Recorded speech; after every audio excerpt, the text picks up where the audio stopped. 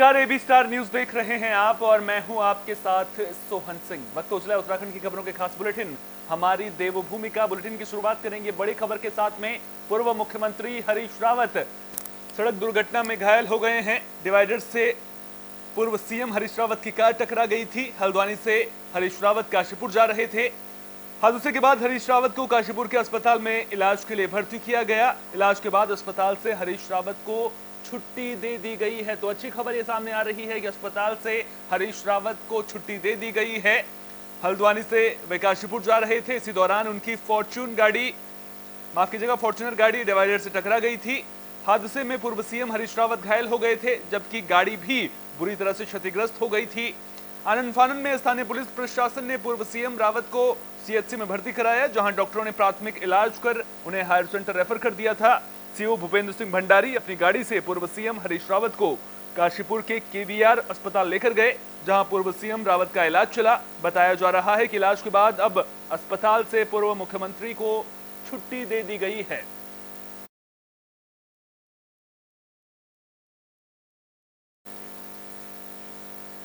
नैनीताल में मुख्यमंत्री पुष्कर सिंह धामी का निराला अंदाज देखने को मिला है। दरअसल सीएम धामी यहां बच्चों के साथ क्रिकेट खेलते हुए नजर आए हैं। इसके अलावा चाय की चुस्कियां लेते हुए भी मुख्यमंत्री पुष्कर सिंह धामी नजर आए हैं। दरअसल सीएम धामी नैनीताल की ठंडी सड़क समेत आसपास के इलाकों में भ्रमण पर निकले। इस दौरान मुख्यमंत्री डीएसए खेल मैदान पहुंचे, जहां उन्होंने बच्चों के साथ कुछ देर तक क्रिकेट खेला। क्रिकेट प्रेमियों ने मुख्यमंत्री पुष्कर सिंह धामी से नैनीताल खेल मैदान की स्थिति को दुरुस्त करने और नैनीताल में खेल सुविधाओं को बढ़ाने की मांग की, जिस पर सीएम धामी ने कहा कि खेलों को बढ़ावा देने के लिए सरकार हर संभव कोशिश कर रही है। बच्चों के साथ क्रिकेट खेलने के बाद सीएम धामी नैनी झील के किनारे चाय की चुस्कियां लेते नजर आए। उन्होंने स्थानीय लोगों से बातचीत कर समस्याओं के बारे में भी जानकारी ली।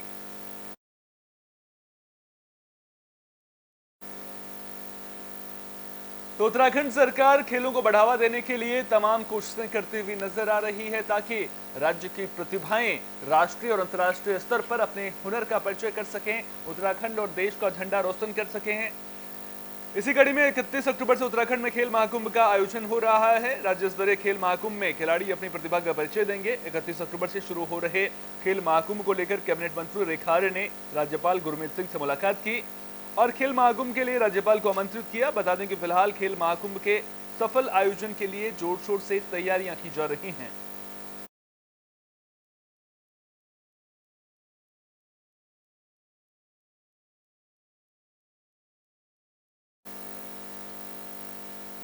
पौड़ी के राठ कॉलेज परिसर में पूर्व कांग्रेस प्रदेश अध्यक्ष गणेश गोदियाल के बेटे की शादी का जश्न देखने को मिला। इस शादी समारोह में कांग्रेस के कई नेता शामिल हुए और बेटे के विवाह के लिए गणेश गोदियाल को शुभकामनाएं दी। इस मौके पर प्रदेश के पूर्व मुख्यमंत्री हरीश रावत हेलीकॉप्टर से राठ महाविद्यालय पहुंचे थे। वहीं कांग्रेस के प्रदेश प्रभारी देवेंद्र यादव ने भी विवाह समारोह में शिरकत की। पूर्व मुख्यमंत्री हरीश रावत ने कहा कि अपनी गांव मिट्टी से लोग जुड़ना सीखें। इसी का संदेश अपने संस्कारों से गणेश गोदियाल दे रहे हैं। गणेश गोदियाल जी को तहे दिल से सबसे पहले तो बधाई देता हूँ, शुभकामना देता हूँ इस पावन अवसर पर। और मैं ये ईश्वर से कामना करता हूँ कि जो खुश रहें, आजीवन खुश रहें, बेटे हैं बेटी जिसकी जो नाम है। आज मैं देहरादून से चला था और विशेष के खिरसू से पैठाने के लिए आ रहा था, तो मैंने सोचा कि भाई गोदियाल जी ने इतनी दूर कहाँ कर दिया, श्रीनगर करते, देहरादून करते, पौड़ी में शादी करते।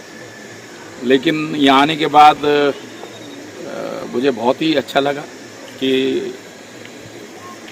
राजनेताओं में विशेषकर ये प्रचलन नहीं होता है। वो ज़्यादातर देहरादून में प्रदेश की राजधानी, भारत की राजधानी दिल्ली में शादियाँ करते हैं। बहुत बड़ा उसके लिए एक जबरदस्त लोगों के सामने कि जिनके पास थोड़े भी साधन हैं तो अपने घर गांव में कम से कम शादी ब्याह करो। जो पुण्य काम है, माँ बाप को याद करना है, ये सब काम के लिए अपने गांव में। हम कोई वीआईपी नहीं है। मैंने अभी कभी जीवन में अपने को वीआईपी के रूप में नहीं समझा। हम आम आदमी हैं और ये मेरे लिए बड़ी खुशी की बात है और मैं खुशनसीब हूँ कि मेरे मन में एक इच्छा थी कि मैं गांव में बच्चों में से किसी न किसी की शादी मैं गांव में करूं। पहले मैंने बेटी की शादी के लिए यहाँ इंतज़ाम किए थे, लेकिन उसमें बच्चे हैं हमारे, बच्चों को आशीर्वाद देना हमारा फर्ज भी है। गणेश भाई हैं हमारे। उत्तरकाशी जिले में काले गेहूं की खेती के लिए अब प्रयास शुरू हो चुके हैं। आपको अगर बता दें कि सामान्य गेहूं से अगर काले गेहूं की तुलना की जाए तो 3 गुना अधिक कीमत वाले काले गेहूं के जरिए किसानों की कमाई बढ़ाने के लिए जिले में पायलट प्रोजेक्ट की शुरुआत की गई है। जिलाधिकारी अभिषेक रोहेला ने डूंडा ब्लॉक के गेवला बरसाली गांव जाकर इस नई मुहिम से जुड़ने के लिए किसानों को प्रेरित किया और काले गेहूं के बीज भी वितरित किए। जिले में लाल धान के रकबे को गंगा घाटी तक विस्तारित करने की कामयाब पहल से प्रभावित किसानों ने इस नई मुहिम को लेकर काफी उत्साह दिखाया है। काले गेहूं के इस मुहिम के बीज आगामी नवंबर महीने में खेतों में बोए जाएंगे। काला गेहूं की खेती का चलन हाल के कुछ साल से भी देश के कुछ चुनिंदा हिस्सों में शुरू हुआ।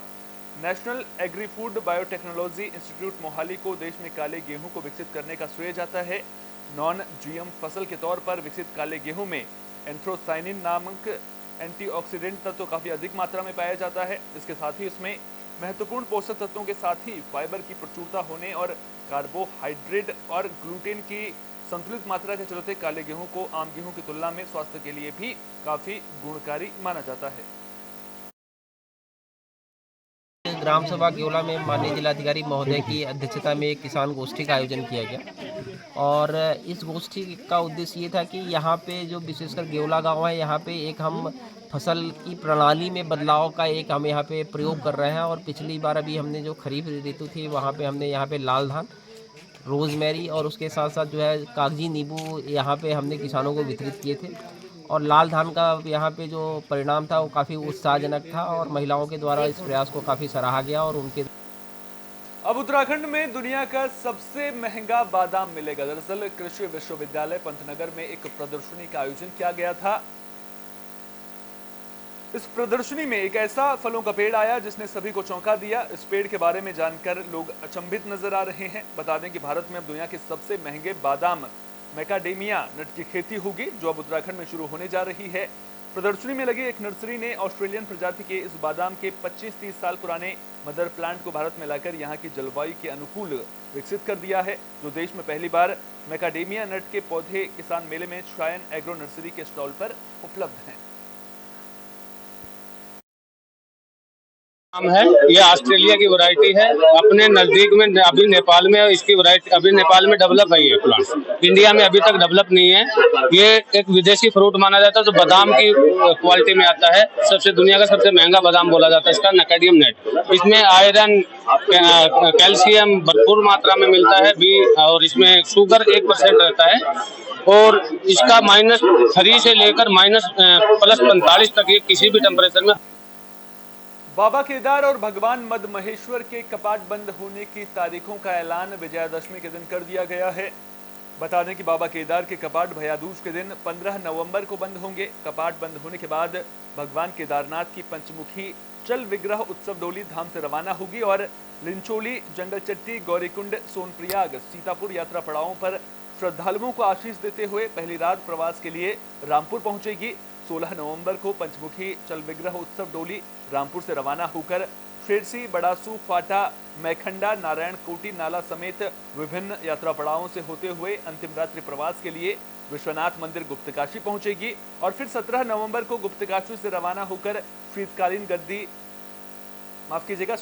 गद्दी स्थल ओंकारेश्वर मंदिर में विराजमान होगी। पंच केदारों में द्वितीय केदार के नाम से विख्यात भगवान मद महेश्वर के कपाट बंद होने की तिथि भी घोषित कर दी गई है। मद महेश्वर धाम के कपाट आगामी 22 नवंबर को बंद होंगे। भगवान मद महेश्वर की चल विग्रह उत्सव डोली धाम से रवाना होकर कूंचट्टी, मैखंबा, नानो, खटारा, बनातुली यात्रा पड़ावों पर भक्तों को आशीष देकर पहले रात्रि प्रवास के लिए गोंडार गांव पहुंचेगी। 23 नवंबर को भगवान मद महेश्वर की चल विग्रह उत्सव डोली गोंडार गांव से रवाना होकर रात्रि प्रवास के लिए राकेश्वरी मंदिर राशि पहुंचेगी। 24 नवंबर को भगवान मद महेश्वर की चल विग्रह उत्सव डोली उनियाणा, राउलैंक, मनसून यात्रा पड़ावों पर भक्तों को आशीष देते हुए अंतिम रात्रि प्रवास के लिए गिरिया गांव पहुंचेगी और फिर 25 नवंबर को विभिन्न यात्रा पड़ावों से होकर शीतकालीन गद्दी स्थल ओंकारेश्वर मंदिर में विराजमान होगी।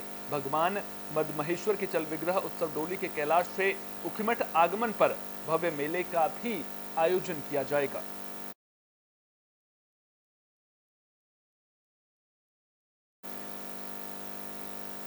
भर्ती परीक्षाओं के पेपर लीक मामले में उत्तराखंड पुलिस को बड़ी कामयाबी मिली है। 25,000 के इनामी को पुलिस ने गिरफ्तार कर लिया है।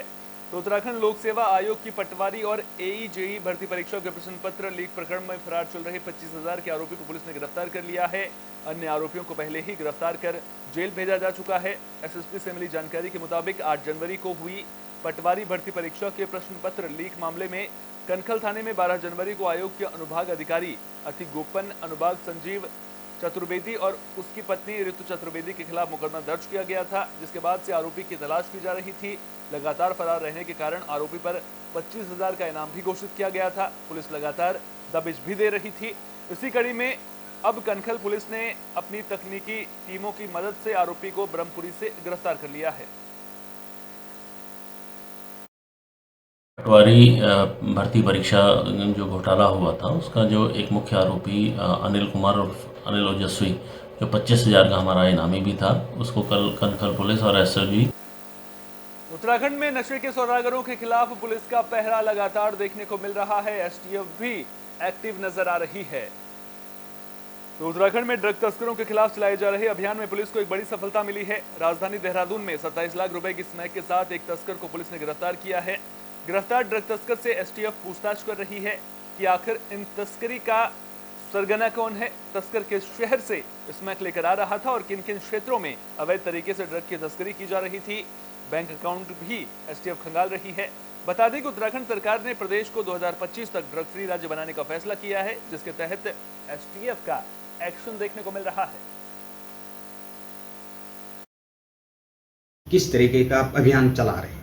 देखिए, नशे के विरुद्ध कार्रवाई लगातार इसमें जारी है और इसमें कुछ थाना क्षेत्र है जहाँ पर ज़्यादा शिकायतें हैं या ऐसे थाना क्षेत्र है जहाँ पर ऐसे नशे के कारोबार में लिप्त लोग रहते हैं, लेकिन उनकी सप्लाई जो है अन्य थाना क्षेत्र या अन्य जगहों पर होती है। तो ऐसी लिस्टिंग करके उनकी हिस्ट्री शीट भी खोली गई जिन पे काफ़ी सारे मुकदमे हैं या जो पूर्व में जेल जा चुके हैं और कुछ सक्रिय लोगों को भी चिन्हित किया गया है जो अन्य माध्यमों से नशे के कारोबार में लिप्त है। तो आने वाले समय में इनके NDPS की जो अन्य धाराएं हैं उस पर भी कार्रवाई की जाएगी। साथ ही साथ अगर अवैध संपत्ति अर्जित की गई है इस तरह की तो उसको भी चिन्हित करके कार्रवाई की जाएगी। तो ये प्रक्रिया गतिमान है। हिस्ट्री शीट ऐसे लोगों की खोलने की प्रक्रिया भी गतिमान है जिससे उन पर ज़्यादा से ज़्यादा निगरानी थाने स्तर से की जा सके। जमीन उत्तरकाशी से सड़क हादसे की खबर सामने आ रही है। दरअसल एक ओमिनी वैन पुलिया से टकरा गई थी। गनीमत ये रही कि हादसे में कोई हताहत नहीं हुआ है। बता दें कि हादसा यमुनोत्री राष्ट्रीय राजमार्ग पर मेहरगांव शिव गुफा के पास हुआ है। दुर्घटना के कारण ओमनी वैन का ब्रेक फेल होना बताया जा रहा है। घटना की सूचना मिलते ही पुलिस चौकी गेवला की टीम तत्काल घटनास्थल पर रवाना हुई और राहत कार्यों में जुट गई।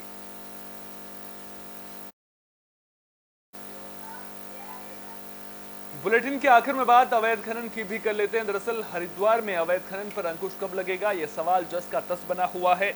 हरिद्वार में खनन माफिया के हौसले बुलंद नजर आ रहे हैं। मिली जानकारी के मुताबिक पिरान कलियर थाना इलाके के बेड़पुर के जंगल में बड़े पैमाने पर अवैध खनन चल रहा है, जिसकी पुलिस प्रशासन को बिल्कुल भी खबर नहीं है, जिसके कारण खनन माफिया दिन रात अवैध खनन कर अच्छा पैसा वसूल रहे हैं। ऐसे में सवाल उठता है कि इस माफिया को किसकी शह मिली हुई है जो बेखौफ होकर बड़े पैमाने पर प्रदेश के राजस्व को नुकसान पहुंचा रहे हैं।